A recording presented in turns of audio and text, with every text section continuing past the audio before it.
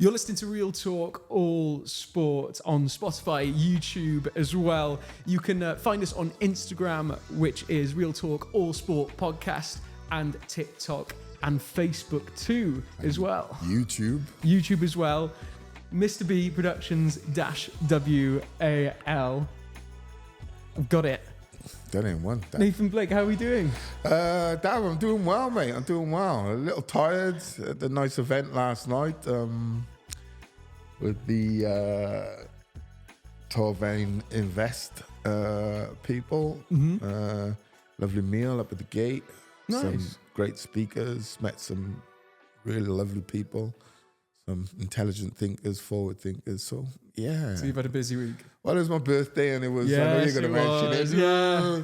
So just another year older, mate. It's the weather's been terrible, innit? Yeah. So I didn't do much, to be honest with you. Just chilled out with the wife. I find it hilarious with birthdays because being a football player, you're obviously on Wikipedia.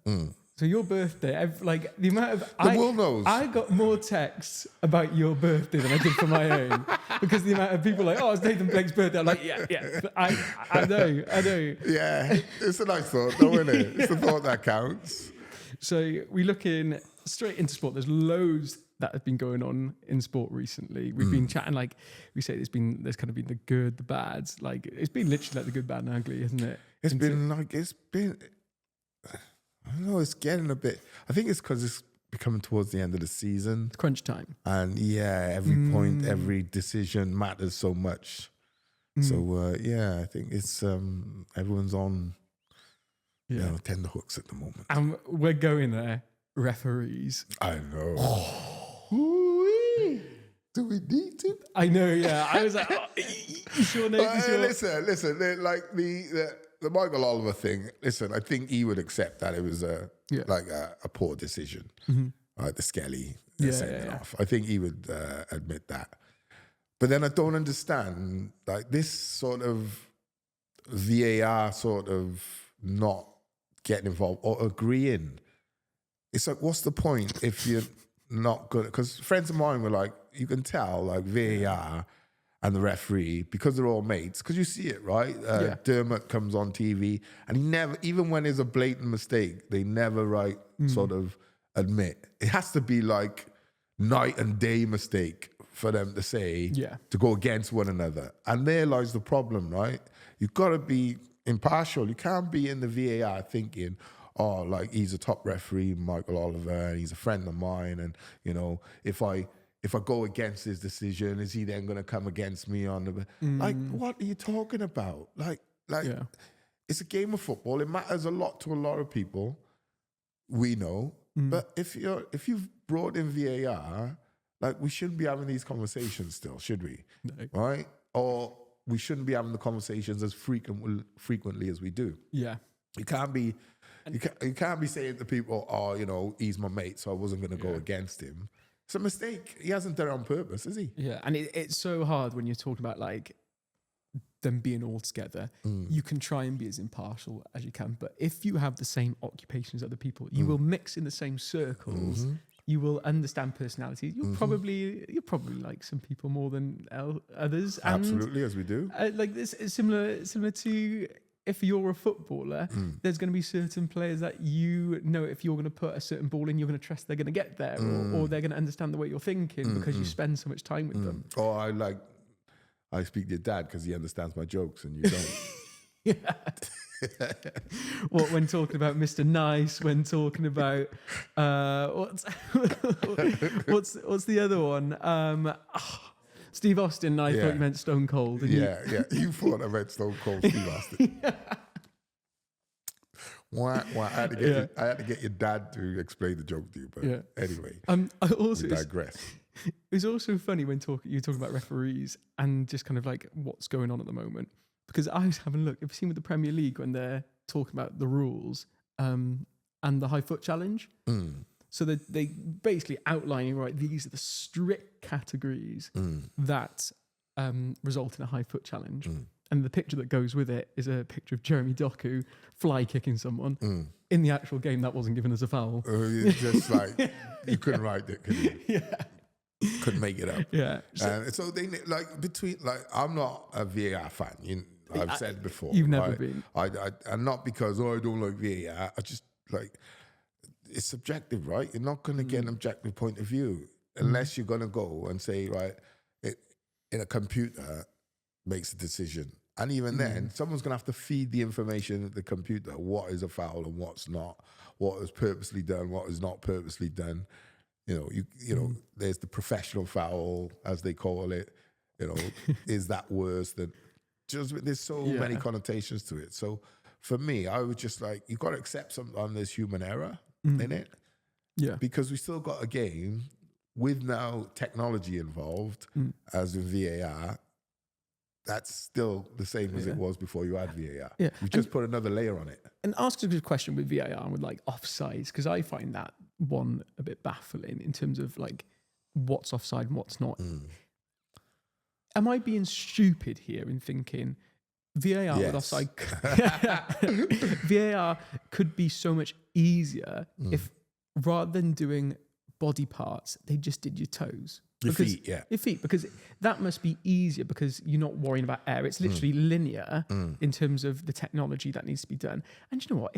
If you've bent your run in terms of your feet are still on side and your body's not, I think that could be deemed as good ability. Well, we've had this conversation before when we were up in the nest, right?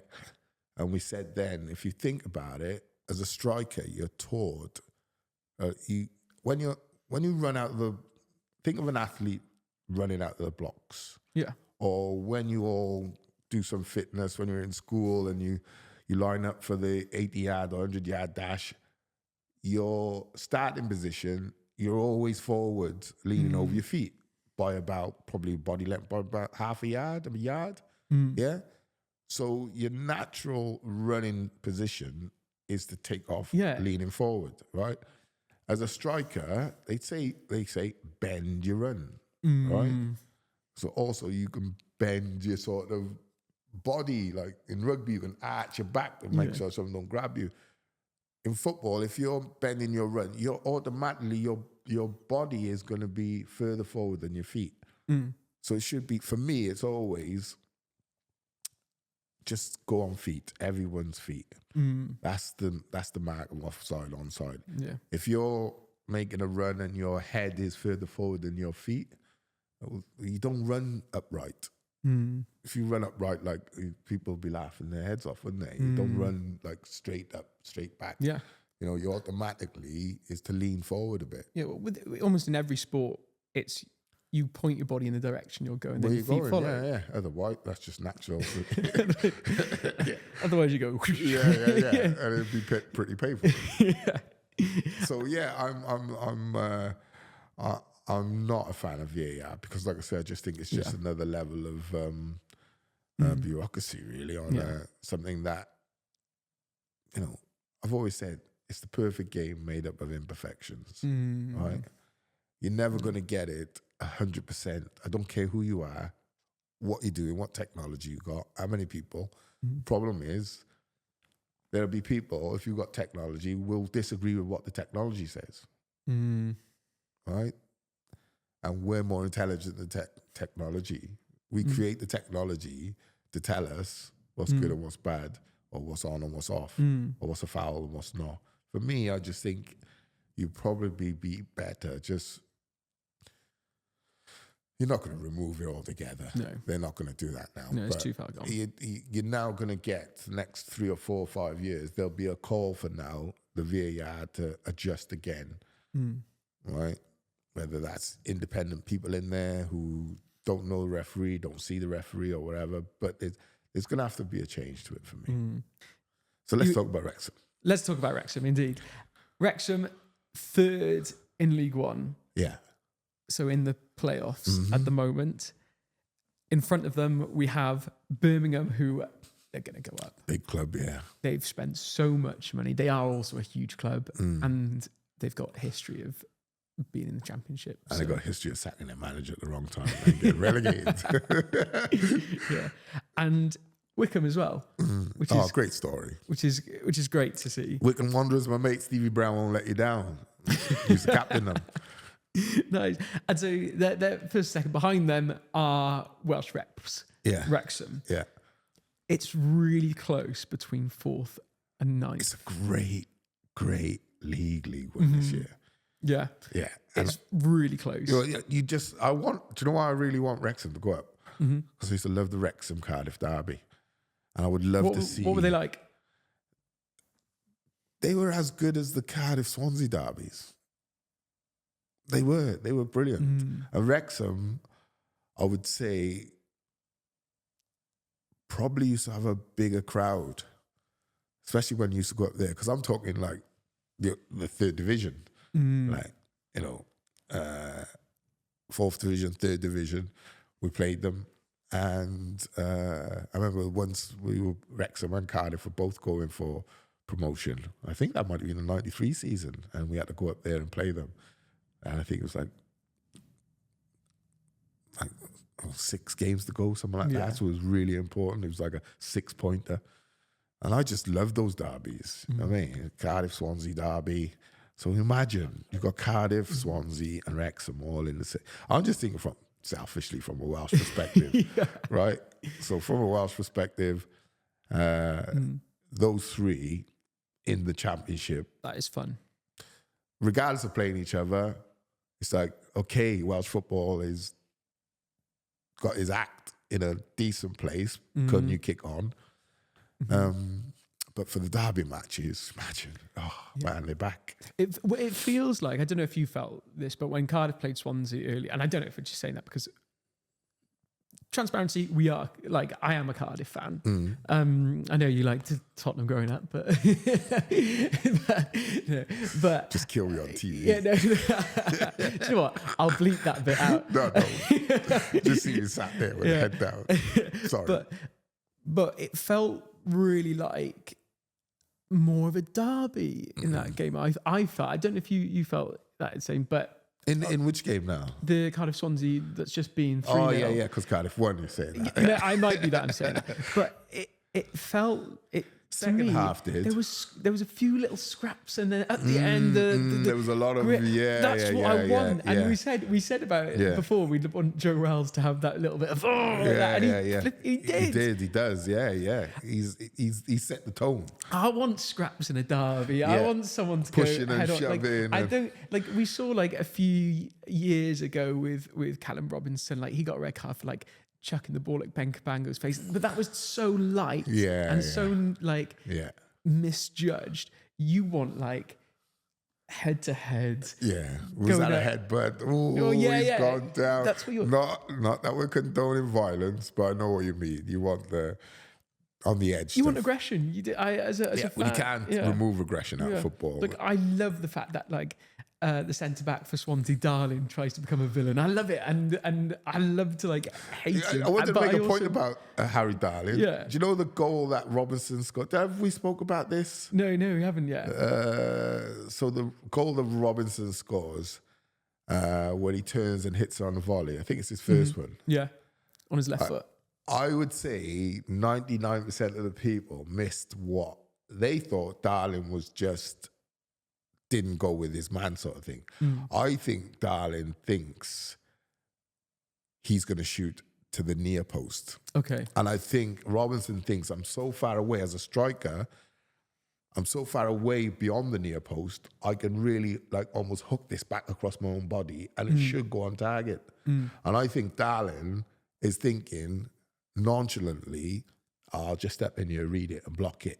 And he doesn't. He goes across so far that the keeper can't even get it. I thought it was, I thought Darling, I knew what Darling was thinking, or I think I know what Darling was thinking, because people thought, he didn't go with his man. I think he's gone across to block it. So essentially, if he's gone to block, actually what he's done is tried to close off the most, like the biggest threat. The most likely place he's thought, he's not thinking striker. This is why strikers get paid more money. Robinson knows I'm way beyond my first touch, and then my second touch takes me even further away from the near post, which should mean if I go cut it back on a severe angle, I should hit the target. Darling's thinking, he's taking a poor touch, a second okay touch. He's going to just try and hit the target, and it's probably going to go in here because you anticipate. Anticipation is part of the game. Mm-hmm. I think Darling's tried to anticipated he's going to go near post or probably near post or at the keeper, but Robinson's, like I said, has gone full hook back across with his weak foot, which as well. has done him ends up. Yeah, great. But it was a great second half. The first half wasn't great, admittedly, and the stadium was rocking. It wasn't full. I don't like that's my thing at the moment. It's like, God, get that stadium full. Yeah, made some decent signings as well, Cardiff. They've made a few, and then back to Wrexham with it. Do you think, because you look at the teams and you said it's a really, League One is a really exciting league. Yeah. It's got some good teams. If it looks like it's going to be hard for them to get automatic promotion, they're pretty much going to get into the playoffs. There's the likes of Huddersfield, Stockport, Leyton Orient, and then even coming down to the bottom end, you've got guys who are on the brink of getting into the playoffs. Your Charlton, your Barnsley, who aren't huge clubs as well. Reading as well. Do you think Wrexham have it in the, have what it takes as much as these clubs that have that experience of getting into? Yeah, listen, Wrexham's a big club, you know. Don't ill out on Rex. They're a big club. So I think there's an advantage of as well.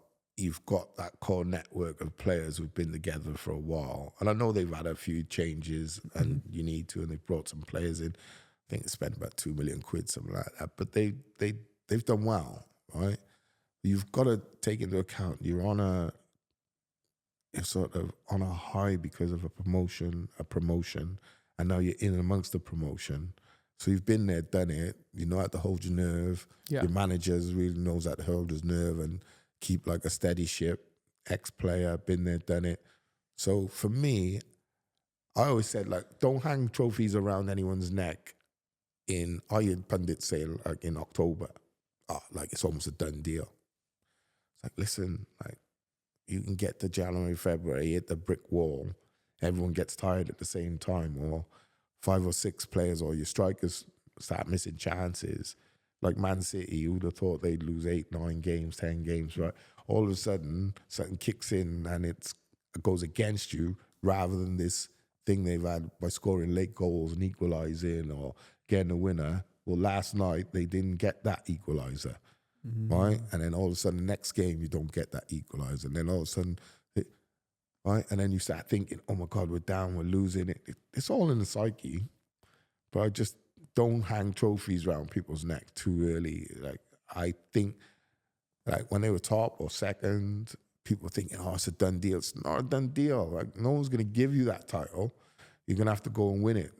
But I still think they'll be in amongst, if not automatic, they'll be in amongst the playoffs. Yeah. And I think they'll be strong because of their past history of the last couple of seasons on winning. They've got a winning habit. Yeah. That's why you can come back in games when you're 2-1 down and score the 96th minute and all that. And you've always said to me momentum is everything. Massive. But it shifts both ways, right? That's what I'm saying. Yeah. Man City experienced it shifting the other way. Yeah. You know what I mean? Short period of time. And now they're you can see the wheels are going forward again back in the gear. Wrexham, their momentum is going the other way, forward. And, like I say, I think they'll be in amongst it. I hope they get promoted because I would love to see that have 2 derbies next year. It's 3 Welsh clubs in the Championship. That would be fun. That'd be awesome, man. That'd be awesome. And in terms for Welsh football as well, it's brilliant. It's brilliant. Is it brilliant because you have more eyes on it, or is it brilliant because you've got 3 teams playing at a level that is international standard? Well, I would say the Championship is the 5th best league in the world, 5th most, I think, top 4 or 5 watched league in the world. You got to think yourself, 3 Welsh clubs, their academies all have to be of a certain standard, which means the players and the coaching should be of a higher standard. which then means Welsh players getting into the first team, instead of seeing 1 or 2 over 3 or 4 years, you might see 5 or 6 over 3 or 4 years. And if each club is doing that, all of a sudden your international squad is bolstered, your manager is able to pick from more players. It gives more of an opportunity of success. So from that point of view, I think it's hugely important. Yeah. Hugely important. And with the bolstering of young talent and the momentum of doing better, you called it the Cardiff City revival. Yeah, I mean, you've got to give man respect, right? Yeah. Omar, he's done well, done really well to come in and change the whole sort of like a complete 180. You're going down a nightmare, and then all of a sudden you turn and you're going towards the light. Brilliant. And then he's had a period, what I call the settling in period, where games coming thick and fast. You're not going to get much time on the training ground. You're just trying to improve confidence and tweak things here and improve things there. Kind of like a period of like teething issues and figuring out what's not there. Over the like Christmas period and now January, you start to get a bit more time on the training ground, because those little 1 day here and 1 day there in between every 3 or 4 days, they don't add up to much. But when you've been there 3 or 4 months, you can start to get your ideas across, which I think is happening. And, they've signed some decent players. Well, we hope are decent players. And as someone who is around the Cardiff City and the games, I feel like with Omar Rizzo, we haven't really got to know him properly yet, because he's been chucked so quickly into this team and has had to get results quickly. What do you know about him? And to you, he's a nice dude. Who is he? He's a nice dude. I don't know a lot about him. I've never spent time in his company. I shook hands with him after the Millwall game. Great result. Traveling home on that 2-1 defeat would have been like devastating, but great result. But I can't say I know him personally. I know 1 or 2 people who know him and have spoken to me and said, does this, or he's like that. Seems like a really nice guy, pretty chilled, very good coach by all accounts. And that's what Cardiff need, is a coach. They need to improve. Like I said a couple of weeks ago, I think he'll take them to the next level. Right? And I think there's a level above where they are now. Yeah. And then there's probably another 2 or 3 levels above that to get into the Premier League and stay there. And what has he done with Cardiff that's impressed you? They play better football. Because I know at the start of the season you were struggling in terms, we've chatted, and we, even off the mic, we talk about football and what the state of football and Cardiff are looking like. And I know there's been times where you're like, oh, this is difficult. Whereas now... Yeah, you don't mind going and watching. Don't get me wrong, they're not tearing up trees. I've seen, I keep alluding to the Portsmouth game where they played really well. I think it was Portsmouth at home after beating Plymouth by 4 or 5, and then they beat Pompey 2. Played great football. And they're playing good football, decent football. Do you know what I mean? The second half against Swansea, this is outplayed them, outmanned them, too physical, too strong, too skillful, too thoughtful. They just beat them in every department. So that gives you confidence. And then going to Millwall, picking up a late result there, winning the other night. They just, just trying to get those wheels moving in the right direction so the momentum picks up. A couple of new signings now. Hopefully they've done their due diligence properly instead of like this mishmash of a squad they've got. They really need to sort that out. Okay. Right? They really do. I think Rinomota, really good. He's like a Ralls, right? He's dig you in midfield. But he's a player, keep him, because he can cover you right back. He can cover you right midfield. He can do a job. He does a great job centre midfield. He's a utility player. Yeah. They're hard to come by. And it looks like we've got a solid centre-back pairing as well of Gutas and Darland. And then you have to give credit to Rizza again. Brilliant. Stroke of genius move, putting Chambers into that number 6. right? Yeah, no, nobody would have seen it. Nobody's seen it. Like Nobody's seen it. You look at his career. Obviously, started at Arsenal, and everyone was like, "Is he a right back? Is he a centre back?" And then he moved on to the. He's a brilliant footballer. Yeah, and that's what you get taught at Arsenal, right? And Villa were the same. They didn't know where to put him. Yeah, and now it's like that makes sense. Why hasn't he always played there? Right, big, strong, like great protection. Doesn't want to get forward. Got this defensive mind, right? Can pass a ball, good touch under pressure. And like, I wish he was 5 years younger. That's the only thing for me. I wish he was 5 years younger. But at his age and his experience, those are the sorts of players you want to build your culture around, right? Like Robinson looks a whole different person, doesn't he? Yeah, he does. He looks a whole different person. And we saw this player in pre-season. We've seen it years ago at West Brom and things like that. Well, this is high scoring time at Cardiff, and I think in the Championship as well. And from I think the most he scored was when he was at Preston. It was it's either Preston or Peterborough. Yeah. And now he's back onto that form, and he's always been a good player, great movement, not lightning quick. He's like I've said before. He's like Ollie Robinson at Villa, not lightning quick, but great movement. And doesn't stop running in behind you. He's like movement. He can play one man up front because he buzzes. Good, intelligent, can drop deep, pull wide. He's a good footballer, and that's the frustration I think with most Cardiff fans. They look at the squad and they look at the players and they think, like third from bottom, like that doesn't make sense. But I think it's because you've had such a mishmash of players. Like Kanga, like we paid like £500,000 for him for his loan, something like that. Didn't fit into what you're trying to do, Omar. You know what I mean? Not Omar, sorry. Errol. Yeah. Right? Didn't fit into what you're trying to do. So I would be saying, if I'm Vincent Tan, right, call that. What did you see there? Like, why did you we don't cross the ball for a big man to do. Now we're playing football. And it makes sense because you've got Robinson who can link play and move in behind people. Yeah. Right? Robertson, who loves the ball to his feet, good little dribbler, can pick a pass and what have you. Who's now got that cover from... Who's now got two beasts behind him in Chambers and Rouse, who then lets the front four to play. Right? And then say the Chambers or Rouse, go and join in every so often. Or NG, you go up. Or left back, you go up.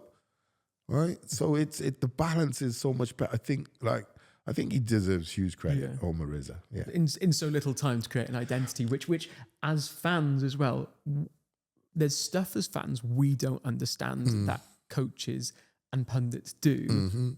We are understanding this way. It's so difficult to do what he's done. I'd say with Bellas at Wales, to do what he done in 4 days, to have them playing the way he did in the first game. I think it was against Turkey, where they drew.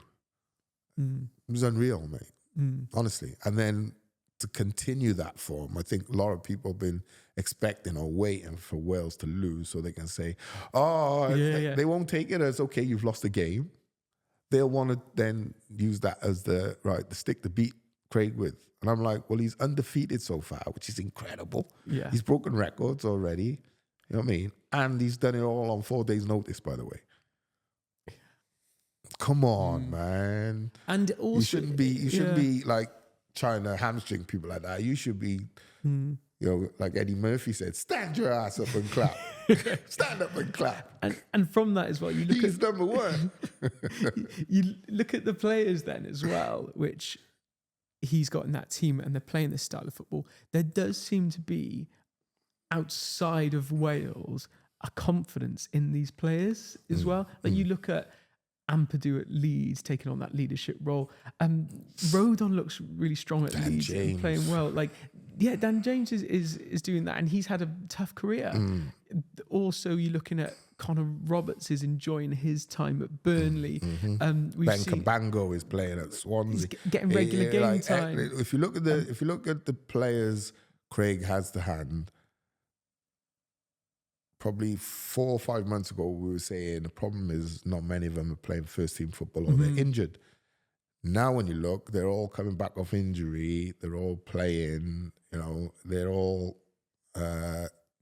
playing well. Not just playing, they're playing well. Nico Williams into the Forest team, playing every week. Do you know what I mean? And that's just going to be huge. I bet Craig is like salivating. And like even Harry Wilson, and I always refer back to this a while ago when Di Brooks was on loan into the championship. Great goal the other day. Yeah, you were like, no, he's good enough. He's good enough. He's good enough. And now we're seeing it. Yeah, I tried to tell you, didn't I? Hey, it wasn't me. It was the guy. Yeah, but playing and getting minutes. Yeah, and I think. If you look at what we're speaking about now, right, the amount of Welsh players who are now in first teams and playing well, Premier League and Championship, rather than Championship and League One, makes a huge difference, right? Huge difference to them as players, their confidence, and what capabilities they'll believe they can do, right? That's when then you look at them, what we spoke about earlier, and Wrexham, Cardiff, Swansea, Newport, trying to get themselves, like Newport are struggling a bit at the moment. I don't think they've won in their last 5. I think they've only had 1 draw in the last 5 games. I don't really know what's going on there. I'm not sure what the plan is. But the other 3, to be in the Championship, you then think about the conversation we had about the academies and the players and where Wales are now. And you think to yourself, these academies, if they can produce players on top of what's already there. Listen, it's the next 20 years you're talking about. That's what you call strength in depth. That's exciting. It is exciting, really exciting. I bet you never thought of that, did you? Yeah. Well, it also makes you think. So future-wise, it is really good. And if you have more Welsh teams in the Championship and more Welsh players playing well in the Premiership, it feels like that talent is, and like the range of talent is really tight. Yeah. So it doesn't necessarily feel like, we're playing this player who feels a little bit out of the depth on the game because he doesn't experience playing at that certain level. It feels like, although they're all really good players, they're all in that same range. Yeah, I know what you mean. And it just feels like things stick quicker and things, there's just more cohesion, I think is what I'm trying to say. Is that what you're trying to say? I think so. There's more cohesion because they all just seem to be off that same hymn book a little bit more. Yeah. And they're all playing with a level of confidence. Yeah. And playing against one another. That's great. Playing against one another and, playing that gives you the confidence stuff. Simple as that. And I think Keane Ashford will be in the next match. I think it's March. I think he'll be in the next squad. I think he'll become a really, really, really top player for Cardiff over the next 2 seasons. He's ready for starting football every time now. 100%, yeah. And with Wales, it's just one for Wales. Who do you see up top for Wales at the moment?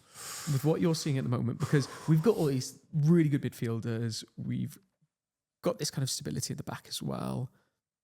The question is, up top, how is that looking for you? Well, I think the great thing is for Craig, and he's got options. So if they're all fit, you can go with a big man, a big striker, and then you can go with, a more mobile, like Wilson, James, and Brooks, for instance, or fluidity there is really or nice. Johnson, right? Brennan. You've got like 4 similar players there, all quick, all good. You'd say all good with the ball at their feet, and can all score a goal or got a goal in them. Like those 4 with Kiefer Moore. Mate, just give that to me. I can deal with that myself. Yeah, that's just music to your ears, really and truly, right? And if you get another striker come out of the woodwork somewhere in the next year or two who you can add to that. I don't mean like young lads who've played 1 or 2 games who are in and knocking the door at the first team level or at the big club in the Premier League and out on loan somewhere doing well. Mate, you know, you're looking at 6 forwards.